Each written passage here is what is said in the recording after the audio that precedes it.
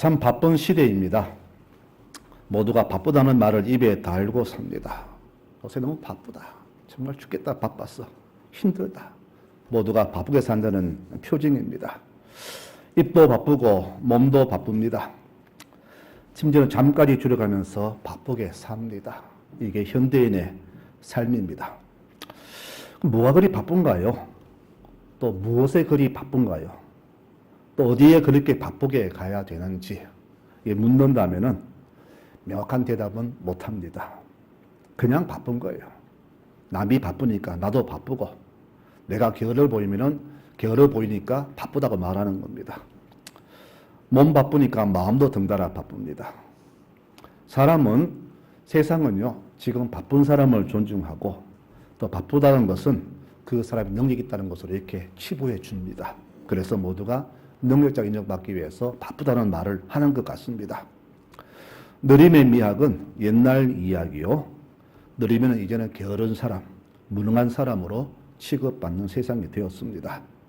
무조건 부지런하고 바쁘게 살아야만 유능한 사람으로 인정받는 세상이 되었습니다. 그러면 그렇게 바쁘게 사는 것이 과연 성실한 삶인가? 바빠야만 능력자인가? 바쁘게 살면 정말로 잘 살 수 있는가? 이 대답은 잠시 뒤로 유보해야 될 것 같습니다. 바쁜 것이 만사 형통은 아니기 때문입니다. 교우 중에도 아주 바쁘게 사는 분들이 많이 있습니다. 그러면 인생 80을 쉴 틈 없이 빡빡하게 살았다고 해서 과연 하나님께서 그의 삶을 인정하실까? 저는 아니라고 보고 맞다고도 봅니다. 물론 게으른 사람보다는 인정을 받을지 모르나 무조건 바빴다고 해서 성실한 신앙이라고 할 수 없기 때문입니다. 그러면 그 바쁜 기준이 뭘까요? 어디에 바빴느냐? 또 무엇에 바빴느냐? 이것이 판가름의 기준이 된다고 봅니다. 우리는 바쁜 사람에게 신실한 삶이라는 수식어를 또 붙여주지요. 이 신실하다는 말을 우리 성도들에게 한번 붙여볼까요? 내가 그렇게 바쁘게 살았다고 해서 과연 신실한 성도로 할 수 있을까요? 아마 그것은 결코 아닐 겁니다. 오늘 이 질문에 오늘 말씀이 대답을 줍니다. 잘 들으시고 앞으로 남은 인생을 어떻게 사는 것이 복된 삶인가를 한번 깊이 생각하시는 시간이 되었으면 좋겠습니다. 오늘 이야기 줄거리는 이렇습니다. 왕이 잔치를 베풀었습니다. 어떤 성경은 주인이 그랬습니다. 이스라엘 땅은 잔치하기 전에 미리 초청자에게 초청장을 보냅니다. 올 수 있느냐? 그날 갈 수 있다. 그러면 미리 초청한 사람만 이렇게 받습니다. 그리고 자리와 음식을 준비하죠. 초청받지 못한 사람들은 아마 잔치에 얼씬하지 못하는 것이 그 땅의 관습입니다. 그래도 초청받는 사람은 어떤 사람이냐? 그나마 밥술이나 먹는 사람들, 또 나를 자기 집에 초대할 수 있을 만큼 경제적으로 모든 것이 갖춰진 사람들을 초청하는 것이 예의입니다. 그 조건 안 되면은 초청받지 못합니다. 그리고 초청자에게 잔치 당일날 다시 참석 통보를 보냅니다. 잔치가 준비됐습니다. 오십시오라고 통보합니다. 오늘 읽은 말씀은 바로 여기서 시작이 됩니다. 참석자가 바로 오늘 잔치인데 갑자기 못 간다고 버티는 겁니다. 중동 지역에서 이런 행위는 주인에게 가장 큰 결례라고 합니다. 다 준비했는데 갑자기 못 가겠다. 이것은요, 주인을 무시하는 그런 교만이요, 결례입니다. 주인 화가 머리 끝까지 났겠죠. 물론 사람마다 불참 사유는 다 있습니다. 그런데 주인이 화를 낸 이유는 그 불참 사유가 주인이 납득할 만한 사유가 아니라는 겁니다. 이들이 불참한 이유가 세 가지입니다. 내가 밭을 샀는데 밭이 좋은지 안 좋은지 보러 가봐야 되겠다. 내가 소를 10마리 샀는데 이 일을 잘하는지 한번 시험해 봐야 되겠다. 내가 결혼했기 때문에 아내 곁을 못 떠난다. 이렇게 각자 핑계를 댔습니다. 과연 이 핑계가 주인에게 결례 볼 만한 그런 큰 사항인가? 라는 데에는 아마 모두가 이해가 안 될 겁니다. 주인도 이 불참 통보에 동의하지 않았습니다. 더구나 앞에 두 사람은 목감에 대해서 미안하다라고 말 잘해달라 그렇게 했지만은 세 번째 사람은 아예 그런 사과도 없지요. 이런 교만한 사람들이 당시에 유대인들이었습니다. 이제 문제는 누구냐? 주인이 곤란하게 되었습니다. 잔치를 베푸는데 자리가 많이 비면은 주인 체면이 말이 아니죠. 얼마나 인생을 못 살았으면은 약속을 제가 어김받나 이런 말을 들을 겁니다. 그래서 그 빈자리를 채우기 위해서 종들에게 초청받지 못한 사람을 다 불러와서 채우라. 이렇게 명합니다. 이것이 바로 오늘 말씀의 줄거리입니다. 이 이야기의 본래 의미는 뭐냐 하면은 하나님이 천국 잔치를 여셨는데 진작 초청받은 유대인들은 이런저런 핑계로 오지 않습니다. 이런 핑계 대면서 구원을 멀리했습니다. 하나님께서는 이방인들에게 구원의 문을 여셔서 바로 이들을 구원하신 이야기가 바로 오늘 이야기입니다. 오늘 불참의 이유는 딴 게 아니라 바쁘다는 것이죠. 내가 이런 일 때문에 바빠서 거기 못 갑니다. 내가 바빠서 예수 못 믿습니다. 이런 이유입니다. 오늘 말씀은 이 은혜를 거부한 그 사람들의 결과가 얼마나 비참한가함을 마지막 절에 우리에게 알려주고 있지요. 유대인들은 모두가 자기들을 선민으로 인정합니다. 하나님이 자기들을 선택하셨다. 그러니 우리는 어떤 죄를 지어도 어떤 삶을 살아도 우리는 절대 버림받지 않는다라고 그런 마음을 품고 있습니다. 그런데 오늘 말씀 보니까 결론은 그게 아니네요. 누구라도 주의 초청에 응하지 않으면은 그 자리를 다른 누군가가 대신한다고 하십니다. 내가 가야 할 자리지만은 내가 비면은 그 자리에 다른 사람이 안다는 이야기입니다. 결국 하나님 초청에 응하지 않는 사람은 결국 은혜를 받지 못한다는 말이죠. 오늘 마지막 말씀은 이렇게 말합니다. 전에 초청을 받았던 자들은 한 명도 내 잔치를 맛보지 못하리라. 15절에 뭐라 합니까? 천국에서 잔치에 참여하는 사람이 복이 있다 말씀하셨죠. 이 복된 자리를 이 세 사람은 교만한 마음으로 차버린 겁니다. 그러므로 초청에 응하지 않는 사람은 그가 누구든 간에 결코 구원을 보지 못한다는 것이 오늘 말씀의 핵심이고 우리 모든 성도들은 바로 이 말씀을 내 삶에 심각하게 적용하며 살아야 될 것입니다. 우리는 교회 나오면 무조건 구원받는다 생각하지요. 절대 아닙니다. 문지방 받고자 하는 사람은 믿음은 구원받지 못합니다. 구원은 믿음으로 받지만은 그 믿음은 구원받기에 합당해야 됩니다. 여러분, 대학교가 아무리 흔해도 그래도 어느 정도 점수가 돼야 들어갈 거 아니에요. 믿음도 어느 정도 돼야 합격할 거 아닙니까? 그저 습관적으로 교회 왔다 갔다 하는 사람은 그것을 믿음 볼 수 없잖아요. 그런 사람은 구원을 받지 못한다는 것을 우리는 기억해야 됩니다. 그러므로 우리는 항상 주께서 기뻐하시도록 참된 믿음으로 큰 믿음으로 하나님을 기쁘시게 해드려야 된다는 것을 오늘 기억해야 됩니다. 자, 그럼 우리는 오늘 이 말씀 속에서 그 세 사람처럼 주의 부르심에 지금까지 충실하게 응했는가? 아니면 우리 역시 그들처럼 이런 이유로 거부를 하며 살아왔나? 묻는다면 아마 후자가 더 많을 겁니다. 우리가 어떤 모습으로 거부했나요? 아마 그들과 흡사했을 겁니다. 저요, 애들이 왔는데 교회 못 옵니다. 오늘 놀러 가겠는데 못 갑니다. 오늘 장날인데 장 보러 가야 됩니다. 몸이 아파서 찌부둥해서 못 갑니다. 오늘 아침에 기분 나쁩니다. 그래서 못 갑니다. 내 몸도 힘들어 죽겠는데 무슨 예배입니까? 하면서 이런저런 일을 대면서 주의 부르심에 우리는 많이 거부했죠. 참 핑계가 많고 다양했습니다. 이 말을 종합하자면은 나의 일이 주의 일보다 더 바쁘고 소중했다는 그런 말이 되겠죠. 구원에 대한 감사보다 이 땅의 내 삶이 더 소중하다는 그런 말입니다. 나는 훗날 받을 그 구원보다 지금이 더 소중하다는 겁니다. 이 상태가 더 좋으니 하나님은 내 삶에 관여하지 마세요. 이런 뜻이 그 거부 속에 묻혀 있는 겁니다. 우리는 교인들을 총합해서 신앙인 그렇게 부릅니다. 신앙인은 어떤 사람입니까? 하나님 믿는 사람이죠. 그리고 이 호칭 속에는 우리의 모든 목표와 초점과 삶의 행위는 오직 하나님께 향한다는 뜻이 신앙인 그 말 속에 숨어 있습니다. 그래서 우리는 무엇을 하더라도 최우선순위가 내가 아니라 하나님께로 맞춰져야 한다는 것입니다. 이것이 바로 신앙인의 모습인데 우리는 진작 사는 모습 보면은 그렇지 않은 것을 우리는 스스로 고백할 수밖에 없을 것입니다. 우리는 늘 핑계를 입에 달고 답니다. 먹고 사는 문제, 자녀 양육 문제, 또 건강 문제, 이외에도 핑계거리는 참 많습니다. 그럼 하나님께서는 이렇게 우리가 바쁜데 왜 우리 삶을 좀 용서하시고 봐주지 않으실까? 왜 이해하지 않으실까? 이렇게 물어봤습니다. 그랬더니 하나님 아니다. 나도 이해한다라고 하셨습니다. 그러나 그래서 그렇기 때문에 너를 도와주려고 내게 오라라고 부르셨어요. 내가 힘드니까 바쁘니까 아프니까 고난스러우니까 도와주겠다라고 부르셨는데 우리는 진작 하나님이 귀찮게 한다고 부르시면 우리는 거부한 것이죠. 이게 우리의 모습이었다는 겁니다.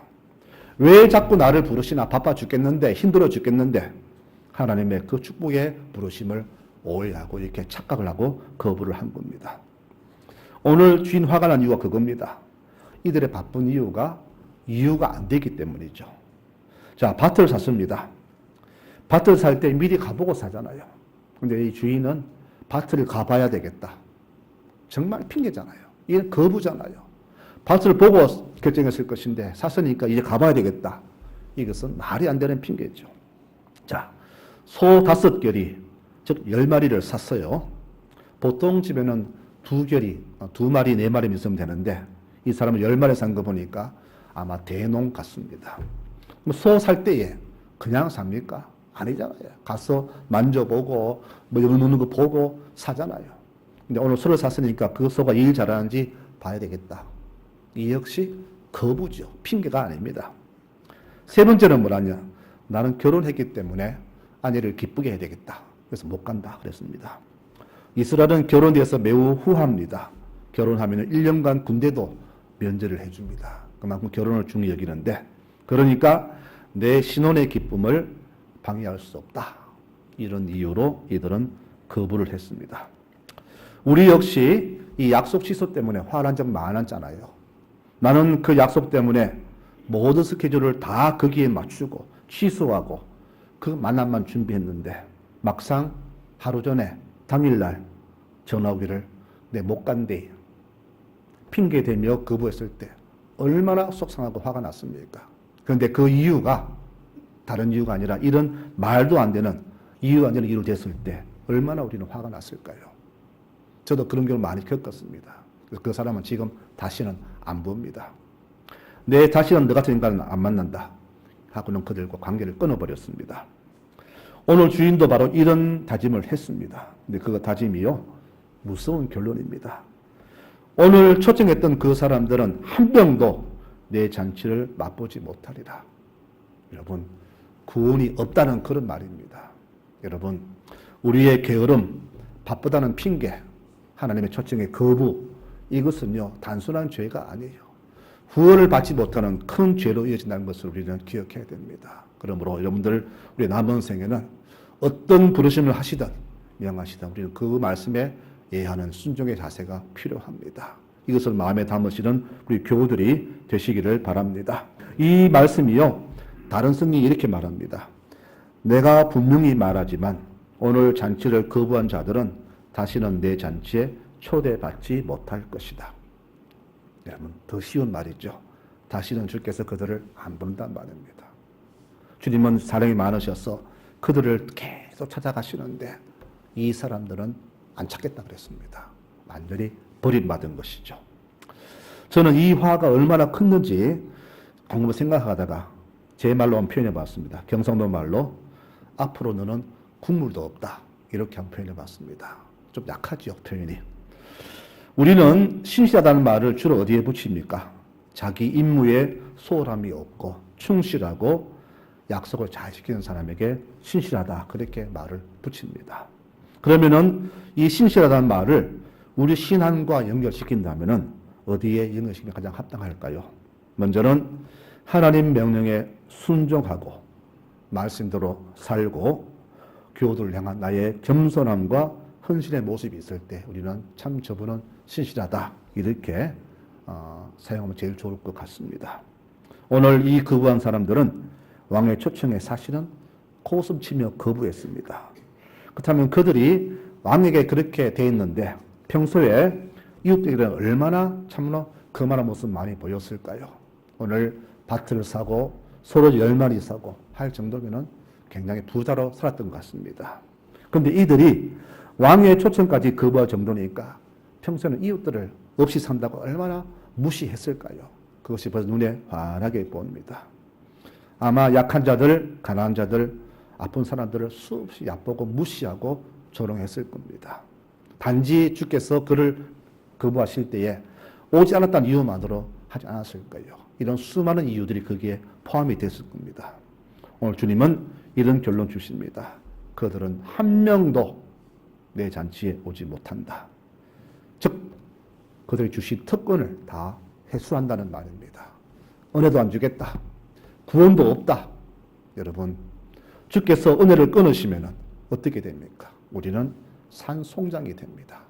가지가 죽에 자라지면 열매 맺을 수 없음 같이 주께서 은혜를 막아버리시면 우리 그렇게 되는 겁니다. 그 다윗이 밧세바를 범하고 주께 회개하기 이런 기도했잖아요. 51편에 주여 내게서 성령을 거두지 마옵소서. 그렇게 주께 기도했습니다. 내 주님 주시는 그 모든 채찍 다 맞겠습니다. 그러나 내 죄 때문에 성령을 거두지 마십시오. 즉 은혜를 거두지 말라는 그런 말입니다. 그것이 거두어졌을 때 자기 삶이 어떤가를 알았기 때문에 주께 그렇게 은혜를 사모하며 살았던 겁니다. 성도 여러분, 우리는요 남들이 말하는 신앙인들입니다. 신앙인은 내 삶에 하나님이 우선이냐 아니면 사람이 우선이냐 이것을 구분해야 됩니다. 그리고 생명이 우선이냐 명예냐 권력이 재산이 우선이냐 이것도 구분할 줄 알아야 됩니다. 이것을 구분하지 못하면 신앙인이 아닙니다. 이 우선순위를 제대로 넣을 줄 모르면 그는 신앙인이 아니에요. 그냥 종교인이 될 뿐입니다. 오늘 이 세 사람의 거부자들은 바로 이 순문을 바꾼 자들입니다. 주님은 올바른 신앙이 무엇인가를 이렇게 말씀하셨죠. 누구든지 가족과 친지와 형제와 그 모든 것들을 나보다 더 사랑하는 자는 내게 합당치 않다라고 하셨습니다. 가족을 버리란 말이 아닙니다. 단 가족보다 주를 더 우선순위에 놓고 그분을 섬기라는 그런 말입니다. 베드로는 아내와 가정을 뒤로 했습니다. 요한과 야고보는 아버지 재산을 다 버리고 주를 따랐습니다. 사도 바울은 자신의 미래를 땅에 묻고는 오직 예수 십자가를 전하려고 평생을 거기에 바쳤습니다. 아브라함은 하나님을 더 사랑을 보여주려고 외아들을 하나님께 바쳤습니다. 여러분, 이런 사랑, 이런 헌신 과연 누가 할 수 있을까요? 주께서는 바로 그런 사람들을 인정하신다 그렇게 말씀하셨어요. 이 딸은 어떻습니까? 약속 지키려고 외동딸까지 하나님께 번제로 바친 사람입니다. 다니엘과 세 친구는 우상에게 머리 한번 숙이면 살려준다는 그 말에 끝까지 그는 거부하잖아요. 우리는 하나님 외에 절대로 우상에 절할 수 없다. 하나님 우리 살려주실 것이다. 그러나 안 살려줘도 괜찮다. 우리는 절대 그분을 원망하지 않는다. 우리는 하나님 외에 절대 머리 못 숙인다. 여러분, 신실한 신앙인과 신실한 척하는 사람은요, 그 삶에서 벌써 나타나잖아요. 그 모습이 하나님보다 자기와 자기 가족, 자기 삶, 자기 쾌락이 우선인 사람은 신실한 척하는 사람입니다. 모든 것을 주신 하나님보다 그분보다 그분 주신 것을 더 소중히 여긴 사람, 바로 신실한 척하는 사람이에요. 그러나 신실한 사람은 욥처럼 다 가져가셔도 주께 주신 분이기 때문에 주님이 주인이십니다라고 그대로 수용할 수 있는 사람이 바로 신실한 사람입니다. 오늘 주인 화가 난 이유가 무엇인가요? 내가 무시당한 거예요. 내가 너희의 밭과 소와 아내보다 못하단 말인가? 아주 무시당한 것이죠. 주인 그게 화가 난 겁니다. 내가 그것보다 더 못한 존재인가? 여러분, 우리가 받은 하나님의 선물, 은혜를 가지고 하나님과 절대 흥정하지 마십시오. 그 주신 것들 하나님의 선물인데 우리는 이 선물을 주신 주님보다 더 귀히 여기며 살고 있잖아요. 그래서 오늘 이 세 사람처럼 이런저런 이유 핑계를 대면서 주의 뜻에 거부하며 살고 있잖아요. 우리도 어쩌면은 이들처럼 입으로는 신실한 척 했는데 실제로 내 모습은 그렇지 않은 그런 삶의 모습을 살아온 적이 아니었습니까? 아마 수많은 아이들이 그렇게 살아왔을 겁니다. 여러분, 신앙인은요, 사람에게도 신실해야 되지만은 무엇보다 하나님께 정말로 신실해야 됩니다. 내 삶이 아무리 중요하고 바빠도 이 구원보다 더 중요할 수는 없잖아요. 이 세 사람의 거부는 하나님이 아닌 자신에게 모두 초점 맞춰졌기 때문입니다. 이 거부는 곧 하나님의 은혜를 내팽개친 교만한 죄가 될 수밖에 없는 겁니다. 하나님과 우리 가장 좋은 관계는 무엇이냐 묻는다면 신뢰라고 할 수 있습니다. 신뢰, 즉 서로 믿는 관계, 약속을 지키는 관계죠. 그런데 내 삶을 우선해서 그 신뢰를 깨뜨린다면 우리는 평생을 바쁘게 열심히 살았다 할지라도 훗날 주 앞에 설 때는 빈손으로 서게 될 것입니다. 빈손의 결과는 무엇인가 우리가 잘 알잖아요. 그래서 지혜로운 사람은 이 땅 살면서 무엇이 정말 소중한가를 제대로 알고 우선순위를 높여주는 그런 삶을 산다는 것입니다.